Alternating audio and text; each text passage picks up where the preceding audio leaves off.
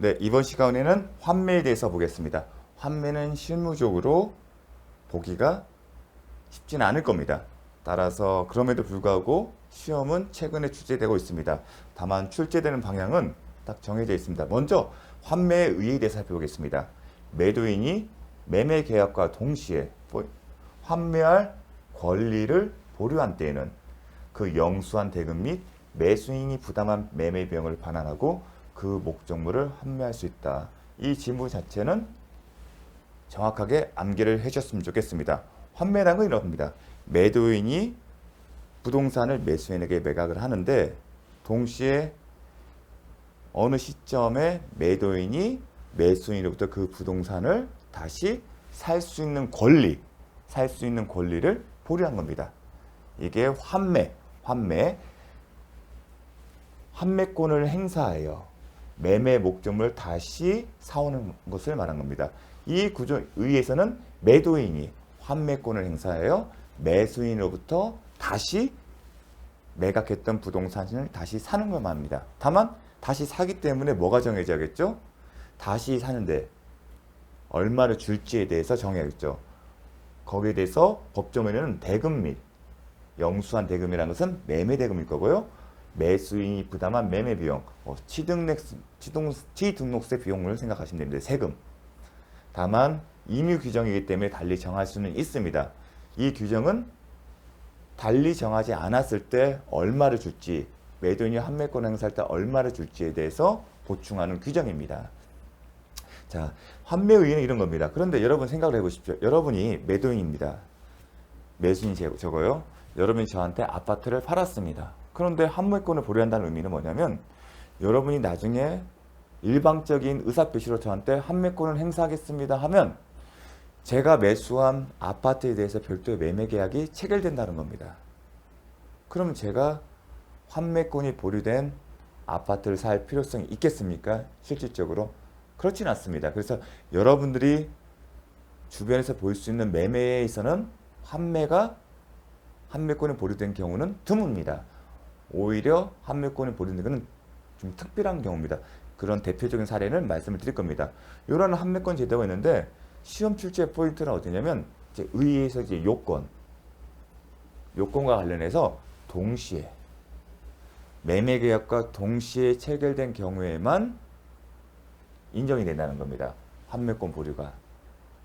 그다음에 요건과 관련해서 그다음에 이 환매권을 행사하지 않습니까? 이 환매권을 행사하는 방법에 대해서 환매권을 어떻게 행사하는지 어떤 권리를 행사하는 건 뭐냐면 다시 사겠다는 의사를 표시하는 건데 어떻게 하는 건지 결론부터 말씀드리면 환매 기간 내에 환매할 의사를 표시하고 그 다음에 환매 대금을 제공해야 합니다. 그러니까 돈을 제공해야 한다는 겁니다. 만약에 당사자가 매매계약과 당시에 환매할 권리를 보류할 때 야 나중에 일정 기간 내 환매 기간 내 내가 환매권 행사할 거고 그 당시에 너한테 매도인이 매수한테 환매권 행사할 때 매수인한테 지급하는 환매 대금은 어떻게 한다? 당사자가 미리 확정적으로 정할 수도 있고요. 아니면 정해지지 않았을 때는 매매대금, 즉 매수인이 매도인에게 지급한 매매대금과 매수인이 이 부동산 취득하여 들였던 비용, 예컨대 세금 등을 합산한 금액을 하는다. 그걸 제공을 해야 합니다. 그 말뜻은 환매기간에 이제 특징이 있습니다. 행사되는 환매기간. 그래서 이 환매기간에 대해서 특별하게 규정한 게 있습니다. 그리고 환매대금을 제공해서 하는 그 의사표시뿐만 아니라 매수인에게 제공해야 하는데 제공 의미는 우리가 계좌이체로 보낸다는 게 아니라 이 돈을 주겠습니다. 받으세요 하는 정도로 이해하시면 됩니다. 그러한 제공이 있어야만이 환매권의 행사가 적법하다. 그 반대말은 이 환매 기간을 벗어나서 환매 기간을 도과해서 환매권을 행사하는 경우에는 적법하지 않기 때문에 환매권 행사의 효과가 발생되지 않는다. 즉 환매권의 행사 방법은 환매 기간 내에 환매 대금을 제공해서 환매 의사를 표시함으로써 어떤 효과가 있냐면 두 번째 매매가 성립되는 겁니다. 그 부분이 이제 출제 포인트고요. 그 다음에 또 하나는 뭐냐면 환매권을 보류한 경우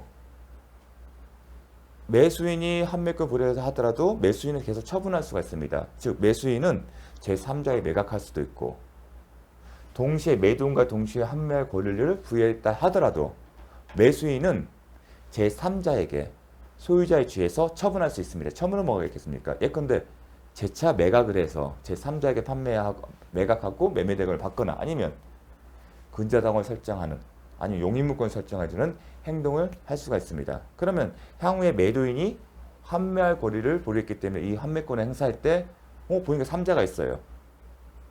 그럼 이 3자에게 대해서 대항하기 위해서는 어떠한 요건을 갖춰야 한다? 등기를 해야 한다. 즉 환매할 권리를 보였을 때는 등기를 해야만이 중요한 개념입니다. 등기해야만이 제3자에게 대항력이 있다. 대항력이 있다. 그 말은 환매권 행사를 해서 매도인 소유권 이전에게 취득하게 되면 매수인이 환매가 이루어지기 전에 환매권 행사했다는 소유권 이전 등기 이전에 또 환매권 행사에 대해서 매도인이 소유권을 넘겨받는 방법은 이전 등기거든요. 그럼 그 사이에 근저당을 설정하거나 아니면 제3자 앞으로 처분이 되거나 그런 경우에 그 사람들 대항할 수 있다는 겁니다. 대항할 수 있다는 얘기는 소유권 이해 권리들은 소멸되거든요. 그러면 어떻게 한다? 등기를 해야 한다는 겁니다. 매도인이 이 환매할 권리를 제3자에 대항하기 위해서는 만약 매수인이 처분하지 않았더라면 제3자 처분하지 않았더라면 그냥 등기가 없어도 행사하는데 문제가 없겠죠. 하지만 매수인이 처분했을 때 그 사람들 대항하려면 어떻게 한다? 등기를 해야 한다는 겁니다. 그게 또 하나의 포인트입니다. 자, 이거 외에도 부수적으로 환매권 행사에 따라서 환매권 행사에 따른 다시 매매를 해서 소유권을 취득하는 거죠. 그러려면 등기를 해야 하는데 그 등기 방식은 소유권 이전 등기입니다. 즉 매도인 매수인 매매 계약을 할 때 환매권을 보냈어요. 추후에 매도인이 환매권 행사를 통해서 매매 계약이 성립되면 매도인 소유권을 취득하려면 어떻게 한다? 매수인으로부터 이전 등기를 받아야 합니다. 즉 등기가 돼야만이 소유권을 취득한다는 거. 그 하나고요. 또 하나 환매 권리를 등기하게 되면 어떻게 한다? 매수인 앞으로 소유권 이전 등기할 때 부기 등기 형식으로 이루어진다는 거. 요 부분이 포인트입니다. 이 외에도 좀 어렵게 내기 위해서 대법원 판례의 몇 가지의 그 판시 내용을 언급하고 있습니다. 자, 요 내용을 중심으로 살펴보도록 하겠습니다. 먼저 이 환매권이 어떠한 케이스로 실제로 사용되는지에 대해서 살펴보겠습니다. 이런 경우입니다. 국가가 자신 소유의 국유 이름을 사인과 사이에서 그의 사이름과 교환한 사인과 사이에서 국가가 교환하는 계약을 체결했어요. 이런 경우는 법원이 있습니다. 그러면 국가가 국유 이름을 보존하는 이유는 공익적 목적이 많아요. 그렇기 때문에 이런 교환이나 아니면 국가나 자치단체 소유의 행정재산을 매각하는 경우는 일정한 제약상을 두는 것입니다. 이 경우도 그렇습니다.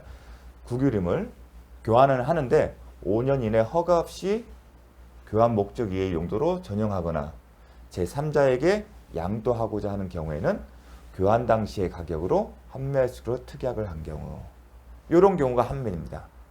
즉 5년 이내에는 허가 없이 교환 목적 이외의 용도 사용할 수도 없고 또 5년 이내는 양도해서는 안 된다. 만약 이러한 경우에 있을 때는 환매를 할 수 있는데 그 가격은요 교환 당시의 가격으로 약정을 하지 않습니다. 이게 약정. 환매 대금에 따라서 약정을 한 겁니다. 이건 매매계약과 교환계약과 동시에 한 겁니다. 그런데 교환계약도 기본적으로 유상계약이기 때문에 매매계약의 규정을 준용하기 때문에 매매계약과 동시에, 즉 교환계약 또한 매매계약을 성격이 있기 때문에 환매권 보류한 경우에는 환매제도로 준용이 되는 겁니다. 우리가 환매 배우는 규정에 대해서. 그래서 이런 경우가 가장 대표적인 사례이고 환매와 관련해서는 어떤 대법원 판시 내용도 주로 이런 경우가 많습니다. 국가와 매매를 하거나 교환계약을 하는 경우. 대신 포인트는 뭐냐면 교환 당시에 가격한다. 이건 환매 대금을 약정하다. 이런 약정이 없으면 법조문에 따라서 영수한 매매 대금과 매매 비용을 제공하면 된다는 겁니다. 이렇게 해서 먼저 이걸 살펴봤습니다. 그러면 환매의 다시 보면서 포인트 뭐였죠? 동시에 한 경우에만 환매라는 겁니다. 환매 개념은. 자, 환매 대금에 대해서는 뭐라고 했죠? 영수한 대금. 나중에 환매권 행사할 때 제공해야 할 비용이 어떻게 정한다? 약정이 있으면 그 약정에 의하고요. 첫 번째, 그 약정이 없으면 영수한 대금, 즉 첫 번째 매매가 할당 시에 매수인이 매도인에게 지급한 비용과 매수인이 부담한 매매 비용, 예컨대 취등록세 생각하시면 됩니다. 자, 사망은 이 조항 자체도 출제가 잘 되고 있습니다. 법문 자체가 목적물의 과실과 대금의 이자는 특별한 약정이 없으면 이를 상계한 것으로 본다. 이야기 심의였습니다. 처음에 매매 계약이 성립되면 뭐 계약금을 주고 잔금을 주면서 근데 여기에 대해서 뭘 동시에 했냐? 판매권을 보류했다. 잔금 때 뭐가 이루어지죠? 이 잔금 시점에 뭐가 완료되죠? 매매대금 지급과 대가 관계인 재산권, 소유권 이전이 있겠죠. 그러면 이 판매권을 보류했을 때 매도인이 판매권을 행사할 수 있고요. 판매권을 행사해서 다시 매도인 앞으로 재산권이 이전될 겁니다. 소유권이. 그러면 이 판매권 행사 이제 다시 돌려받는 꼴이 되잖아요. 서로 간에 주고받았던 것을 매수인이 매도인에게 지급한 매매대금과 매도인이 매수인에게 주었던 소유권을 서로 다시 판매권 행사에서 다시 돌려주는 관계가 성립되는데, 그렇게 되면 이 판매권 행사 이전에 매매대금을 받았으면 뭐가 붙죠? 항상 떠오르죠? 이자가라는 걸 생각했죠. 이자, 과실.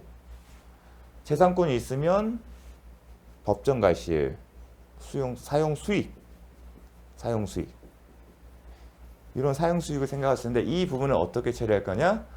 별도의 약정이 없으면, 만약에 각자가 얻은 이익이 있으면 뭐 연 5% 상태의 이자를 돌려준다, 아니면 연 5% 상태의 사용수익을 돌려준다, 그런 것은 특별한 약정을 두지 않는 한 요 이자 사용수익을 서로 상계 처리함으로써 돌려줄 게 없다는 겁니다. 이거는 간명하게 처리하는 거기 때문에 그런 의미인 겁니다. 약정이 있으면, 왜냐하면 외관상 받아끈 걸 서로 돌려주기 때문에, 원상회복 의무에 이행과 고스트하기 때문에, 그러면 원상회복 의무의 이당이기 때문에 서로 각자의 과실을 돌려주는 건 아니야. 거기서 출발점이 될 수 있는데, 법문에서는 특별한 약정이 없으면, 약정으로 그 부분이 정한 게 있으면 정하다라고, 없으면 상계한 것을 본다. 이 얘기는 서로 돌려주지 않는다는 의미입니다. 그래서 좀 특이하기 때문에 출제하고 있습니다. 자, 다음 요건은 이렇게 됐습니다. 목적물 제한이었고 부동산, 동산, 재산권 합니다. 특이한 건 이게 제일 중요하고 그랬죠? 특이한 건 매매계약과 동시에 해야 한다. 또 하나가 뭐냐면 매매계약과 동시에 하는 거죠.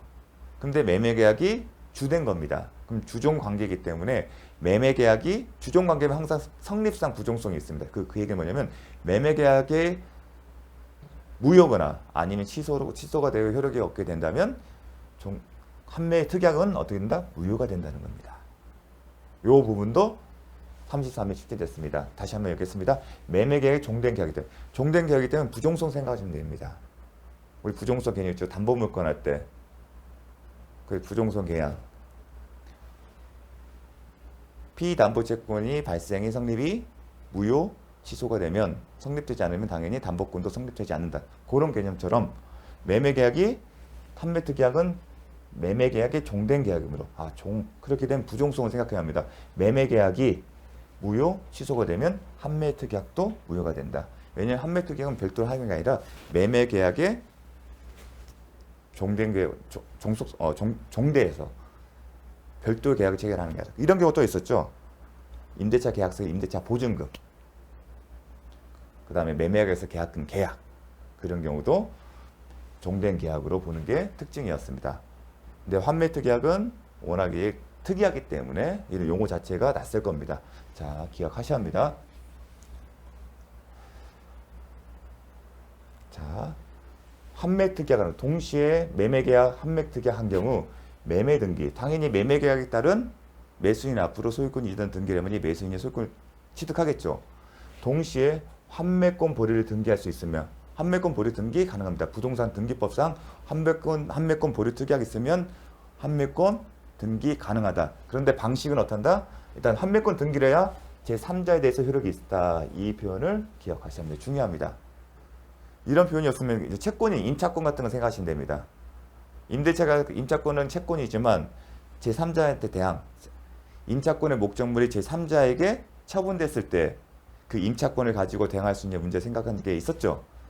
방법은 뭐였습니까? 등기였고, 그렇게 등기가 미등기 상태지만 특별한 경우, 특별법 있는 경우는 보호되는 경우, 그게 다 어떻게 3자의 대항력, 즉 임차권의 목적인 대상인 부동산이 제3자에 매각됐을 때 그 사람에 대해서도 대항할 수 있는 문제, 즉 임대차 계약의 효력을 주장할 수 있는 문제였죠. 마찬가지로 이 판매권의 사실을 제3자에게 주장하려면 어떻게 한다? 등기를 해야 합니다.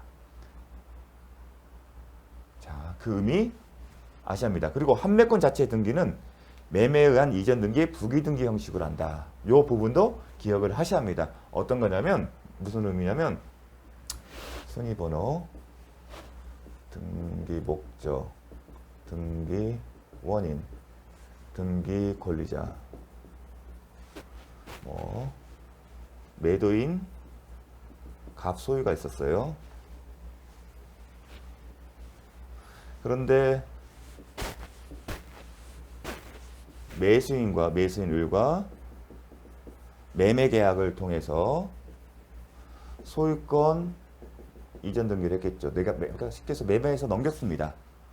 그래서 순위번호가 여기 2번 됐고 3번이라고 할게요. 그런데 이 매매 계약 체결과 동시에 뭘 했다? 환매권을 보류했어요. 그럼 환매권자는 매도인 갑이 되겠죠. 그런 경우에 등기를 해야만이 제3자에게 효력이 있습니다. 그 의미는 뭐냐면 만약에 환매권을 등기를 안 하게 되면 이 매수인이 지금 소유자죠. 이 사람은 병에게 매매를 위해서 처분할 수가 있어요. 근데 만약에 갑과 을 사이에 환매 특약에 의해서 병으로 간 뒤에, 병으로 소유권 넘어간 뒤에 갑이 환매 특약에 따라서 환매권을 행사를 한다고 가정했을 때 갑이 이 목적물의 소유권을 취득할 수는 없다는 겁니다. 지금 소유자는 병이죠. 그럼 병이 등기무자가 돼서 갑이 등기 권리자가 돼서 신청을 하는데 병과 갑은 병 사이에 아무런 관계가 없다는 거예요. 대항할 수 있어야만이 병에서 갑으로 갈 수가 있는 거거든요. 그런데 등기가 돼야만이 가능하다는 겁니다. 그런 것들은 등기가 돼야만이. 등기가 없으면 갑은 병에서 갑으로 등기가 올 수 없어요. 어떤 경우냐면 어떤 경우가 가능하냐면 이렇게 합니다. 제3자에게 하는 것은 자, 환매 특약을 했죠. 특약을 했으면 여기다가 3-1로 환매권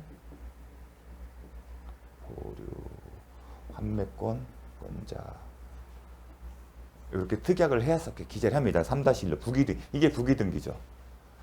이러한 상태에서 만약에 병으로 넘어갔죠. 병으로 넘어갔다 하더라도 갑은 환매권 행사를 통해서 다시 갑 앞으로 소유권 이전 등기가 가능합니다. 이런 경우에는 근거는 뭐냐? 환매권 등기를 해서 병에게 대항력이 있기 때문에. 그렇게 되면 이 환매권 행사는 누구한테 하냐면 항상 이 등기는 공동 신청이에요. 그럼 등기 권리자는 갑이 돼요. 그럼 등기무자는 누구 되냐? 병이 되는 거예요. 환매권 특약은 갑과 을 사이에 있었지만 판매권 등기를 했기 때문에 등기무자는 병이 돼서 갑 앞으로 소유권 이전 등기가 가능한 겁니다. 그것도 판매권 행사의 의사표시는 누구한테 하게 되냐면 결국 병한테 하게 됩니다. 이 경우에는. 근데 여기까지는 시험은 출제가 안 됐지만 여러분 기억하면 등기를 해야 대항력이 있다는 의미를 설명하기 위한 겁니다. 그 정도는 알고 계셔야 합니다. 자, 그걸 설명하기 위해서 말씀을 드린 겁니다. 자, 그럼 넘어가서 그러면 기출문제로는 매매 등기와 동시에 환매권 보류를 등기하지 않더라도 제3자에게 대항할 수 있다? 아니다는 겁니다. 대항의 의미를 이제 제가 설명드렸기 때문에 이런 지문을 이제 쉽게 맞히셔야 합니다. 다음. 환매대금은 어떻게 하죠? 당사자 특약으로 정할 수 있고 만약에 특약이 없으면 처음에 매매대금과 매수인이 부담한 매매비용이 환매대금으로 된다는 겁니다. 왜 환매대금이 중요하냐면 환매권 행사를 할 때 행사 방법에 환매 기간 내에 환매 의사를 표시하면서 환매대금을 상대방에게 제공하기 때문입니다. 환매권 행사 방법이. 그 말은 환매 기간 내를 기가 아니라 환매 기간을 도과하게 되면 그건 적법한 환매권 행사, 환매권을 잃어버리는 거고요.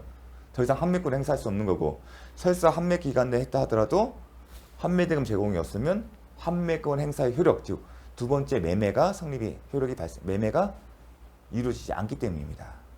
그래서 그 내용 때문에 환매대금이 중요한 겁니다. 환매대금. 환매권 행사 방법과 의미가 있는 겁니다. 자, 참고로 항상 우리가 등기가 가능하냐는 것은 항상 부동산 등기법에 명시가 돼야만이 가능합니다. 부동산 등기법 53절 보게 되면 환매특약 등기가 가능하다고 써 있습니다. 그렇기 때문에 등기할 수 있는 겁니다. 이게 등기사항입니다. 여러분 나중에 부동산 등기법에 등기사항이 아니게 되면 각하지 처리가 되는 이유가 그런 겁니다. 그래서 부동산 등기법을 보니까 등기관이 환매특약의 등기를 할 때는 다음에 각호사항을 기록하여야 한다. 필수적이죠. 뭡니까? 매수인이 지급한 대금과 매매 비용. 이게 뭡니까? 환매대금이죠. 다만 사모가 환매기간이요. 등기 원인의 그 상황이 정해져 있는 경우에만 기록한다. 즉 환매기간을 약정한 경우에는 환매기간을 기재할 수 있다는 겁니다. 자, 참고로 알아주시면 되겠습니다. 이건 참고입니다. 이건 시험과 상관없이 이해를 위해서. 자, 환매할 때까지의 목적물의 과실과 대금 이자는 상대한 것으로 본다. 좀 전에 살펴봤습니다. 다만 특약을 하면 예외이다. 당사자가 어떻게 환매 대금도 당사자 협의에 따라 달리 정할 수 있는 것처럼 그 이전에 다시 돌려받는 거잖아요. 여러분 쉽게 돌려받는 거기 때문에 특별한 사정이 있으면 안 해요. 그러면 나중에 이거 돌려받는 거에 대해서는 어떻게 할까요? 얘기할 수 있고 달리 정한 게 있으면 그에 따른다는 겁니다. 자, 환매 기간 중요합니다. 법에서 최장 기간을 정해놨어요. 그게 특징입니다. 그리고 연장이 되지 않습니다. 그리고 환매 기간이 정해지지 않은 경우는 기간이 어떻게 본다고 법정 기간이 정해져 있습니다. 이 부분 출제가 잘 됩니다. 자, 환매 기간 부동산은 5년. 부동산은 몇 년이요? 5년. 부동산은 5년, 동산은 3년을 넘지 못한다. 이 얘기는 뭐냐면 부동산의 경우 예를 들었을 때 5년을 초과하는 경우는 5년으로 본다는 겁니다. 당연히 주로 부동산이 나오겠죠. 그렇지만 중요한 문제이기 때문에 동산도 함께 기억을 해 주십시오. 약정 기간이 환매 기간 달리 약정할 수 있겠죠. 이를 넘은 때에는 부동산은 5년, 동산 3년 단축한다. 이 부분 때문에 출제가 잘 되는 겁니다. 이 의미 아시겠죠? 만약에 부동산에 대해서 약정으로 몇 년? 7년을 본다. 그러면 어떻게 본다? 이거는 5년. 7년의 효력은 없고 어떻게 된다? 5년으로 단축된다는 겁니다. 그게 중요하겠죠? 기출도 그렇게 됐습니다. 기출문제 보겠습니다. 부동산에 대한 환매 기간을 7년으로 정한 경우 최장 몇 년이죠? 5년이기 때문에 5년으로 단축된다. 5년으로 보기 때문에 요게 기출 이런 식으로 기출이 됐습니다. 그러니까 여러분도 이런 식으로 의미를 알아야 됩니다. 환매기를 정한 때는 다시 이를 연장하지 못한다. 연장하지 못한다. 중요합니다. 왜냐하면 환매라는 그 제도를 생각하면 너무나 장기를 두는 것도 그 거래 안정에 해를 끼칠 수가 있기 때문입니다.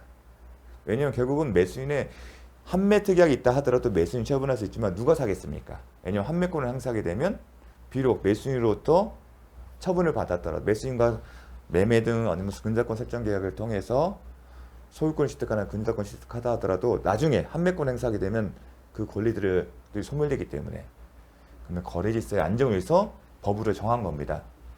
자, 환매 기간 정하지 아니할 때는 그 기간은 부동산은 5년, 동산은 3년을 본다. 기출은 부동산에 대해서 33회, 32회, 30.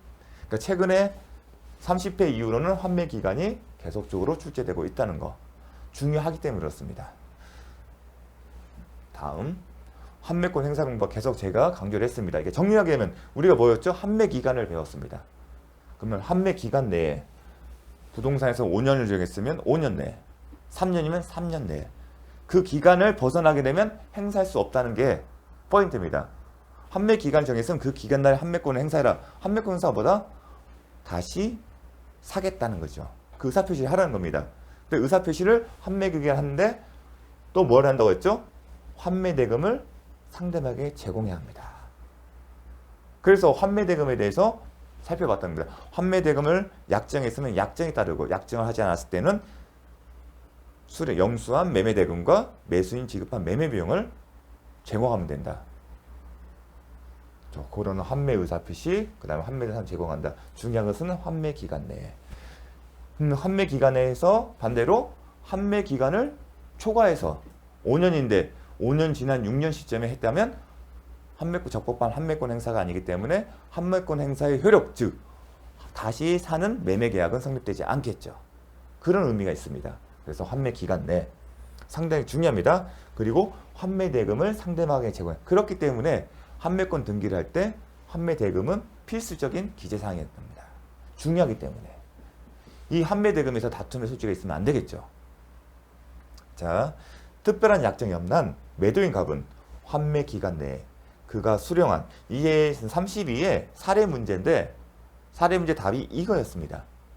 이렇게 출제됐습니다. 지문에 매매 대금이 3억이었고 매수인이 매매 비용을 지출했다. 이런 지문이 나오면 그렇게 사례가 나온 다음에 1, 2, 3, 4, 5 중에 하나였습니다. 다음 상황에서 뭐 맞는 것을 틀린 것은 이렇게 나온 겁니다.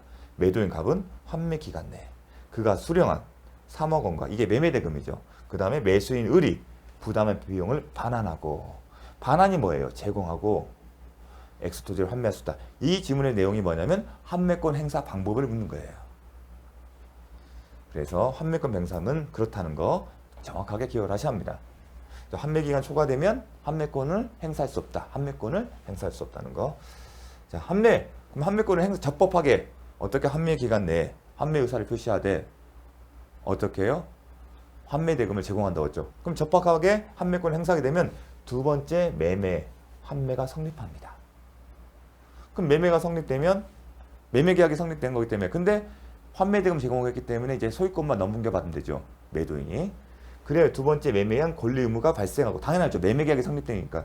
그 매매 계약에 따르면 매매에 따른 권리 의무가 발생하고, 그것이 이행되면 환매권자는 소유권 취득한다. 그러면 이행이 뭐다? 등기가 돼야 한다는 겁니다.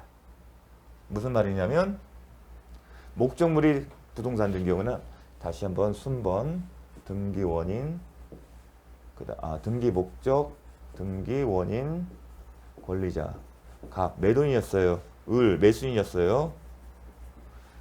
2, 3, 3-1로 환매권, 등기원이 환매권 특약. 그럼 갑이 환매권자죠. 매도인이.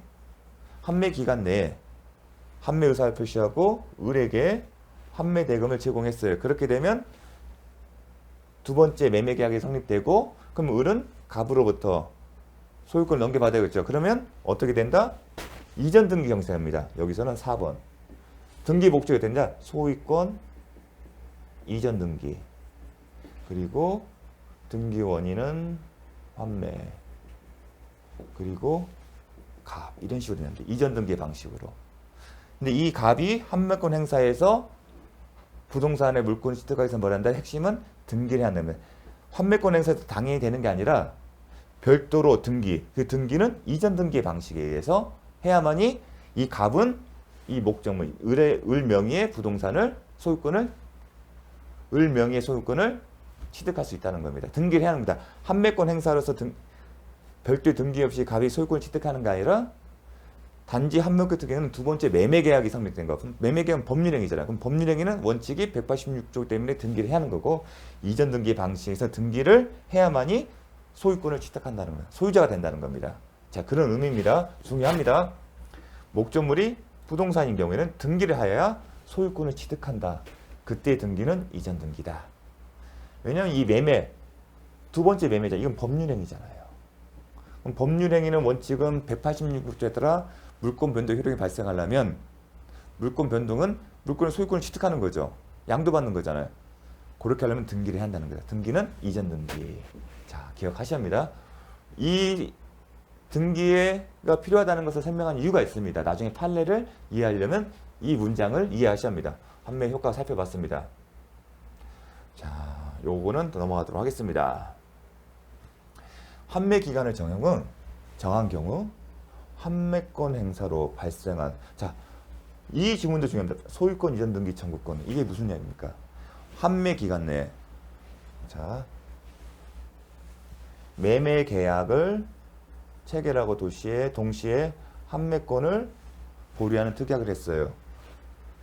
이 상태에서 당연히 매수인 명의로 등기가 이전됐겠죠. 그런 다음에 환매권을 행사했어요. 환매권 행사했다고 환매권 행사 그 자체로 인해서 매도인에게 소유권이 취득하는 건 아니죠. 별도로 등기를 해야죠. 지금 환매권은 그래서 환매권 행사 뭐냐? 두 번째 매매라는 표현을 쓰는 겁니다. 매매는 법률행위죠. 법률에 따르면 매도인은 매수나 볼 때 뭘 할 수 있습니까? 소유권 이전 등기 청구권 있죠. 이때 소유권 이전 등기 청구권이 생깁니다. 매도인은 매수인한테. 그럼 이 소유권 취득 등기 청구권은 성격이 어떤 걸 먼저 보겠습니다.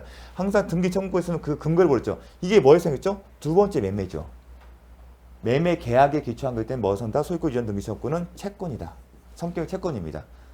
이게 지금 지문이 어떤 거 관련되면 채권이면 소멸시효의 대상이 됩니다. 우리가 앞에서 배웠습니다. 소유권 이전 등기소는 10년입니다. 이게 원칙입니다. 그런데 이 사안이 문제돼서 상대방은 이런 얘기를 했어요. 매수인은 10년이 원칙인 건 맞는데 요거는 환매 기간이란 별도의 환매 기간이 있다.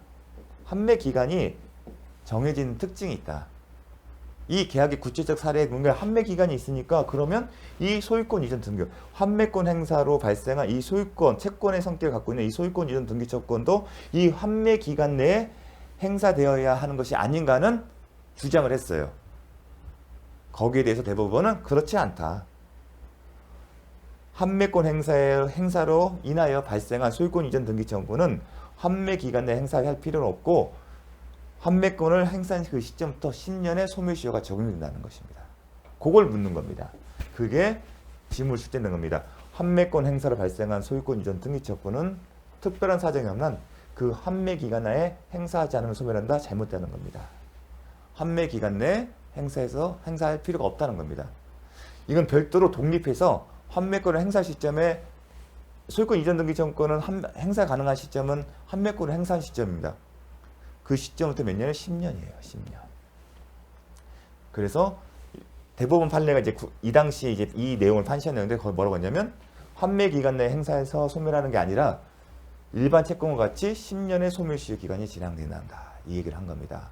그래서 중요합니다. 혼동의 여지가 있어요. 환매 기간이 정해졌기 때문에. 참고로 환매 기간은 제척 기간입니다. 뭐 중단이랑 소멸시효와 다 비교했을 때 중단 없고 딱 이 기간 내에 도가 되면 무조건 환매권은 소멸됩니다. 제척 기간인데 이거는 이제 상대방이 환매 기간 최장이 부동산이 5년이잖아요. 소유권 이전 등기 청구니까 단축시키고 싶었던 거죠. 그 점에 착안해서 주장하는데 대법원은 받아들이지 않았다는 거. 자, 중요합니다.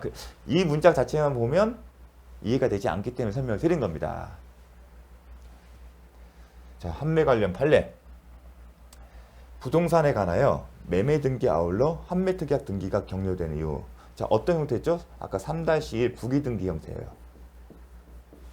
그 부동산의 매수인으로부터 부동산을 전득한 제3자가 환매권자의 환매권세에 대항할 수는 없으나, 자, 부동산의 매수인은 전득자인 제3자에 대하여 환매특약의 등기 사실만으로 제3자의 소유권 이전 등기 청구를 거절할 수 없다. 이 부분이 이제 출제가 됐습니다. 이 부분만 읽어보겠습니다. 부동산의 매수인은 전득자인 3자에 대하여 환매특약의 등기 사실만으로 제3자의 소유권 이전 등기 청구를 거절할 수 없다. 무슨 얘기냐면 출제가 됐기 때문에 설명을 드리겠습니다. 자, 순번 똑같습니다. 아까 등기 목적, 등기 원인, 권리자. 아까 2번 갑이 매도인이었죠. 계속 3번 매매, 소위 등. 매매에 따라서 소유권을 넘겼죠. 매매에 따라서 매수인 을. 근데 매매계약과 동시에 뭘 했다? 환매특약을 해서 그 등기를 했어요. 3-1 환매특약 권리자 쓰겠죠. 그럼 여기에 환매대금, 매매비용, 그 다음에 영수한 대금, 그리고 그 다음에 환매계약 약정했으면 약정, 이런 내용을 딱 쓴다는 겁니다. 이러한 상태에서 환매특약이 됐기 때문에 제3자는 이 등기에 대항할 수 없다는 겁니다. 그런 의미가 하고 있고, 또 하나 의미가 뭐냐면 이 상태에서 을이 제3자에게 환매특약의 등기가 있다 하더라도 제3자에게 뭐하나? 처분할 수는 있습니다. 즉 처분할 수 있다. 그 의미는 환매특약이 처분을 제한하는 건 아닙니다. 처분을 제한하는 것은 환매특약이 말소되지 않은 상태에서 을은 언제든지 처분할 수 있다. 즉 제3자에게 매각할 수도 있고 제3자에게 저당권을 설정할 수 있습니다. 근데 예컨대 뭐랬냐면 을이 처분할 수 있으니까 을이 병하고 매매 계약을 체결했어요. 그럼 매매 계약 체결하게 되면 을은 자신의 소유권을 병에게 넘겨줄 의무가 있고 반대로 병은 매매대금을 지급할 의무가 있죠. 그럼 을과 병 사이에서 서로 거절할 수 있는 사람인 거죠. 동시행 관계이기 때문에 만약에 병이 자신의 매매대금을 지급하지 않은 상태에서 소유권 이전 등기를 요청하게 되면 을은 야 동시행 관계인 매매대금 지급하지 못하기 때문에 난 거절할 수 있어. 그 얘기를 할 수 있는 거. 반대로 을이 병이 을에게 매매대금을 지급한 상황임에도 불구하고 을이 소유권 이전 등기를 안 해주게 되면 병은 청구할 수 있는 거죠. 만약에 자신의 의무를 이행하지 않고 소유권 이전 등기 청구를 하게 되면 돈을 안 받았기 때문에 거절하는 거예요. 그런 내용들은 할 수가 있죠. 우리가 배웠죠. 그런데 뭐냐면 매수인이 환매 특약을 이유로 거절을 할 수는 없답니다. 서로에 거절할 수 있는 것은 서로의 동시행인 관계인인 주된 매매대금 지급 의무와 소유권 이전 등기 의무의 사유를 가진 서로 간에 거절할 수 있지만 더 나아가 환매 특약의 사실을 이유로 매수인이 병에게 소유권 이전 등기를 거절할 수는 없다는 겁니다. 거절할 수 있는 정당한 사유가 아니라는 겁니다. 그 얘기를 하는 겁니다. 무슨 말이냐면 병이 을에게 매매대금 줬어요. 그럼 병은 당연히 소유권 이전 등기 청구하겠죠. 나 돈 줬으니까 넘겨줘. 그러니까 을이 내가 돈은 받았지만 아직 환매특약이 말소가 안 되기 때문에 이 환매특약 말소들까지 기다려. 그 얘기를 했다는 겁니다. 하지만 그건 정당한 사유가 아니라는 겁니다. 거절할 수 있는 사유가 아니랍니다. 그 얘기는 뭐냐면 을이 계속적으로 소유권 이전 등기 협력 의무를 이행을 안 하게 되면 그건 이해지체에 빠지는 거죠. 적법한 사유가 아니기 때문에 거절할 수 있는 사유가 아니고 적법한 거절 사유가 있으면 이행지체가 안 되는 거죠. 이행지체가 있다는 얘기는 나중에 손해배상 청구할 수 있고 경우에 따라서는 계약을 해지할 수 있다는 얘기입니다. 그런 얘기를 하는 겁니다. 자, 이런 내용을 설명한 이유는 이런 문장 자체를 바로 이제 이해할 수 있겠죠. 이제 이해되시겠죠? 경렬 부동산 매수인으로부터 아까 올렸죠. 그 부동산을 전득한 제3자가 병이 이건 매수인 다시 매매를 한 겁니다. 환매권 행사 대항할 수는 없으면 등기가 됐기 때문에 그 의미이지만 부동산의 매수인은 즉 을은 전득자인 병에 대해서 매매 계약을 체결했다는 얘기입니다. 환매 특약의 등기 사실만으로는 제3자 명의의 소유권 이전 등기 청구를 거절할 수 없다는 거. 그런 의미라는 거 중요합니다. 정당 거절 사유가 아니라는 겁니다. 문제는 이렇게 나왔습니다. 32에. 이 자체만 이게 이해가 안 되면 참 맞히기 힘들어요. 30회 32에 나온 겁니다. 매도인 갑의 환매 등기 후 전득자 병이 매수인 을로부터 엑스토지를 매수하였다면 매수인 을은 환매 등기를 이유로 병의 엑스토지 때문에 소유권 이전 청구할 수 있다? 없다. 이해를 하시면 되겠죠. 당연히 거절 사유는 뭐다? 각자 매매대금과 동시행 관계에 있는 각자 의무입니다. 재산권 이전, 소유권 이전 등기 의무와 매매대금 사이에서는 당연히 가능했죠. 우리가 그걸 배웠지 않습니까? 하지만 환매 등기 사유는 거절 사유가 아니다. 자, 그거 기억하시면 되겠습니다. 자, 환매에 의한 권리취득의 등기를 함이 없이는 부동산의 가압류 집행을 한 자에 대하여 이를 주장할 수 없다. 이게 무슨 얘기냐면 부동산에 가압류 집행을 하겠다. 가압류 집행은 채무자 소유의 부동산에 대해만 해야 돼요. 우리가 가압류 하려면 가압류 채권자는 채무자 소유의 부동산에 여러분 저한테 돈을 빌려주세요. 그러면 여러분 채권자고 제가 채무자입니다. 그러면 여러분 저한테 금전 채권 돈이면 금전 채권을 가진 거고 금전 채권을 보존하는 방법은 가압류예요. 그러면 채무자 소유의 부동산에 대해서 해야 하는 겁니다. 그렇죠. 남의 부동산에 가압류를 하면 안 됩니다. 그런데 여러분이 채무자인 저의 부동산이 아니라 그 옆에 있는 제3자의 부동산을 하게 되면 3자는 깜짝 놀죠. 이게 무슨 일이야? 뜬금없는 일이 아니십니까? 그래서 제3자, 채무자가 아닌 채권자가, 가압류 채권자가 채무자가 아닌 제3자 소유의 부동산에 가압류를 신청하여 가압류 집행이 이루어진 경우에는 채무자가 아닌 소유자인 제3자는 이의를 제기할 수 있어요. 이의를 제기할 수 있는 사람은 소유자야 돼요. 출발점은 이 얘기입니다. 환매의 권리취득 등의 함이 없이는 부동산에 가압류 집행을 한 자에 대해 이의를 주장했다. 이 얘기는 뭐냐면 소유자만이 이의를 제기할 수 있는데 환매에 의한 권리취득 누가 아니면 환매권 행사자예요. 아까 얘기를 들으면 매도인이 매도인이 있었고 우리 매수인인데 환매특 계약을 했고 환매특 계약을 했어요. 근데 이 상태에서 가압류 집행이 이루어진 거예요. 그러면 소유자는 지금 을이고 채무자는 을이에요. 근데 환매권 행사를 했어요. 근데 환매권 행사에서 그 자체만으로 갑이 소유권 취득한다. 아니죠.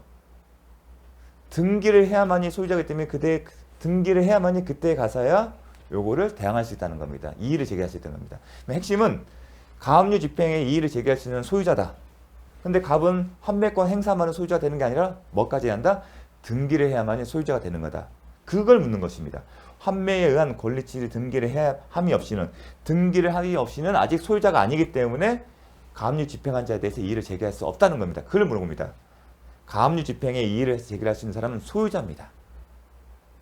지금 나는 채무자도 아닌데 너는 지금 타인의 부동산에 대해서 가압류 집행한 거야 잘못된 거야 그 얘기를 하려면 소유자입니다. 근데 갑은 환매권 행사뿐만 아니라 등기를 해야만이 소유자다. 따라서 환매권을 행사하고 아직 등기하지 않은 상태에서는 갑은 이 가압류 집행에서 이의를 제기하지 못한다는 거. 이의를 제기하려면 어떻게 한다? 환매권 행사뿐만 아니라 소유권 이전 등기를 해야 한다는 겁니다. 그 상태라면 이의를 제기할 수 있다는 겁니다. 어떤 얘기를 하냐? 너는 지금 을의 부동산에 대해서 가압류 집행을 하는데 채무자가 아닌 제3자의 부동산에 대해 가압류 집행을 한 거기 때문에 잘못된 거다. 그 얘기를 할 수 있다는 겁니다. 자, 넘어가겠습니다. 마지막으로 부동산 매매 계약에 있어 당사자 사이의 환매 특약에 따라 소유권 이전 등기와 함께 590일 따른 환매 등기가 마쳐진 경우, 항상 등기가 마쳐진 경우는 기계적으로 제3자에게 효력이 대항력이 있다. 그럼 3자에게 대항력이 있다는 의미가 뭐냐면 매도인이 환매 기간 내에 적법하게 환매권을 환매 기간 내에 행사하면 환매 등기 후에 아까 3-1 이후에 마쳐진 제3자의 근저당권 등은 제한물권은 소멸한다. 대항력이 있다는 의미가 바로 이런 의미입니다. 어떤 의미냐면 매매계약과 동시에 환매권 보류했고 처음에 매수인 명의로 등기가 되잖아요. 근데 명의로 소유권 이전 등기가 됐죠. 플러스 뭐 있습니까? 부기등기 형태로 환매권 등기가 됐어요. 그 상태에서 매수인 을과 병 사이에 근저당권이 설정됐어요. 근저당권 등 아니면 제한물권이 설정됐습니다. 그러니까 소유권 이전 등기 같은 경우는 말소되는 게 아니라 이전 등기가 되기 때문에 말소는 안 돼요. 근데 여기는 지금 뭐냐면 근저당권 등 제한물권이에요. 소유권 넘어갔을 때는 소멸이라는 표현을 쓰지는 않습니다. 왜냐하면 그 병은 등기 의무자가 소유권 이전 등기라기 때문에. 근데 거기는 이제 시험이 출제 안 되기 때문에 넘어가시고 근저당권 제한물권 설정되어 있어요. 이런 상황에서 갑이 환매권을 행사해서 다시 자신 앞으로 뭐예요? 등기가 됐어요. 그러게 되면 요거는 대항력이 있기 때문에 환매권에 의해서 병에게 대항력이 있기 때문에 이건 소멸이 돼요. 즉 그 얘기는 갑은 근저당권 제한물권이 없는 부동산을 취득하는 겁니다. 그 의미입니다. 대항력이 있다는 것은 근저당권 등 제한물권은 소멸한다. 그 얘기입니다. 기출 32에 이렇게 됐습니다. 환매 등기 후 정이 X토지에 의뢰된 채권을 담보하기 위하여 저당권을 설정하였다면 갑이 적법하게 환매권 행사에 X토지의 소유권 이전 등을 마친 경우 정의 저당권은 소멸한다.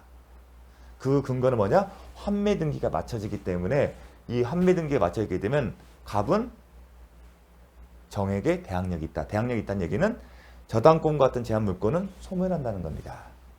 만약에 이 정이 매수인이나 매매계약을 통해서 이전 등기하게 되면 이 사람은 환매권 행사에 따른 등기하는 공동신청이죠. 그럼 등기 권리자는 매도인 갑인데 이 정이 등기 의무자가 된다는 거예요. 그래서 정 앞에서 갑 명의로 등기가 이루어지는 겁니다. 대항력이 있을 경우에는. 자, 또 하나 이런 경우입니다. 매매 계약과 환매 특약이 대지였어요. 근데 매수인이 그 나대지 위에 건물을 신축했어요. 그럼 환매권 행사가 되면 두 번째 매매 계약이니까 외형상 매매 계약 체결 당시에는 처음에는 동일한 소유자가 토지와 건물을 소유하고 있다가 매매 계약에서 소유자가 달라진 경우가 생길 수가 있습니다. 판매권 행사를 해서.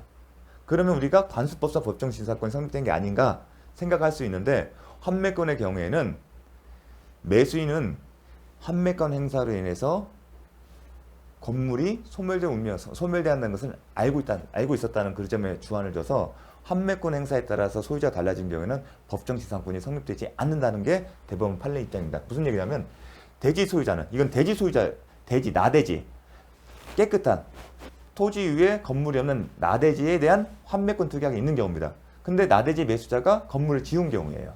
그 경우에 대지 소유자는 신축 당시부터 판매권 행사에 따라 판매권자에게 판매 특약 등기 당시의 권리관계, 그 나대지 상태로의 토지를 소유권을 이전해 줄 잠재적 의무를 부담한다고 볼 수 있으므로, 즉 판매권 행사에 따라 매매의 목적물은 나대지 상태다. 지금 건물을 철거한다는 그런 상태이기 때문에, 이런 어떤 사정이 있기 때문에 판매권 행사에 따라 토지와 건물의 소유자가 달라진 경우 하더라도 관습상의 법정지상권은 애초부터 생기지 않는다는 특징. 그러니까 우리가 매매 계약에 따라서 그 건물과 토지의 소유가 달라진 경우 관습법상 법정지상권이 특별한 약정이 없으면, 건물 철거 특약이 없으면, 자, 관습법상 법정지상권의 그 특약이 뭐였죠? 건물 철거에 특약이 없어야죠. 근데 판매권 행사는 건물 철거에 특약이 있다는 걸 보는 겁니다. 암묵적으로. 그런 얘기잖아요. 신축 당시부터 판매권 행사에 따라 판매권자에게 판매 특약이 등기 당시에 권리관계 그대로. 나대지 상태잖아요.